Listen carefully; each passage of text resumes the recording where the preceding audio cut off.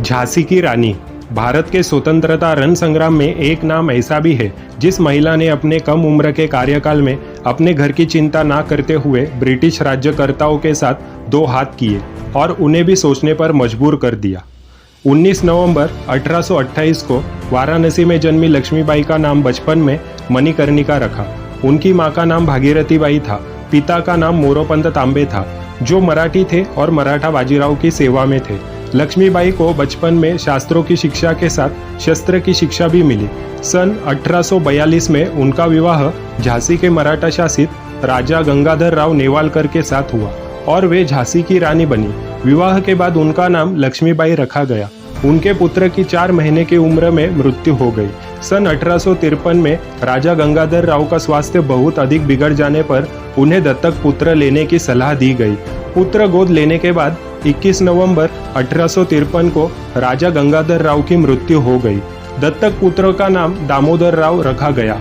उसके बाद ब्रिटिश अधिकारियों ने दामोदर राव को सही उत्तराधिकारी मानने से इनकार किया और राज्य का खजाना जब्त कर लिया और उनके पति के कर्ज को रानी के सालाना खर्चे में से काटने का फरमान जारी किया। इसके परिणाम स्वरूप रानी को झांसी का किला छोड़कर झांसी के रानी महल में जाना पड़ा, पर रानी लक्ष्मीबाई ने हिम्मत नहीं हारी और उन्होंने हर हाल में झांसी राज्य की रक्षा करने का निश्चय किया। रानी लक्ष्मीबाई ने झांसी की सुरक्षा को सुदृढ़ करना शुरू कर दिया और एक स्वयंसेवक सेना का गठन प्रारंभ किया। सेना में महिलाओं की भर्ती की गई और उन्हें युद्ध का प्रशिक्षण दिया गया।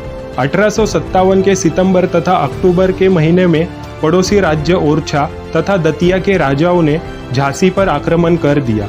रानी ने सफलतापूर्वक इसे विफल कर दिया। जनवरी 1858 में ब्रिटिश सेना ने झांसी की ओर बढ़ना शुरू कर दिया और मार्च के महीने में शहर को घेर लिया। 2 हफ्तों की लड़ाई के बाद ब्रिटिश सेना ने शहर पर कब्जा कर लिया, लेकिन रानी लक्ष्मीबाई को पकड़ न सके क्योंकि रानी दामोदर राव के साथ सफलतापूर्वक निकल गई। रानी झांसी से कालपी पहुंची और तात्या टोपे से मिली।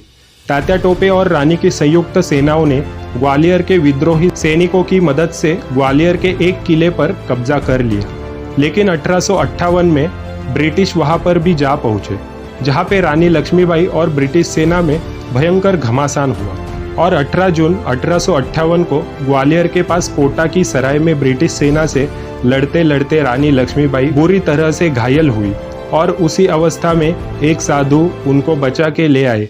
लक्ष्मीबाई नहीं चाहती थी कि मरने के बाद उनका शरीर अंग्रेज छू पाए, इसीलिए जो कुटिया के यहाँ घास थी उसी में खुद को आग लगा ली और सदा के लिए अमर हो गई। लड़ाई की रिपोर्ट में ब्रिटिश जनरल ह्यूरोज ने टिप्पणी की कि रानी लक्ष्मीबाई अपनी सुंदरता, चालाकी और दृढ़ता के लिए उल्लेखनीय तो थी ही, विद्रोही नेताओं में सबसे अधिक खतरनाक भी थी।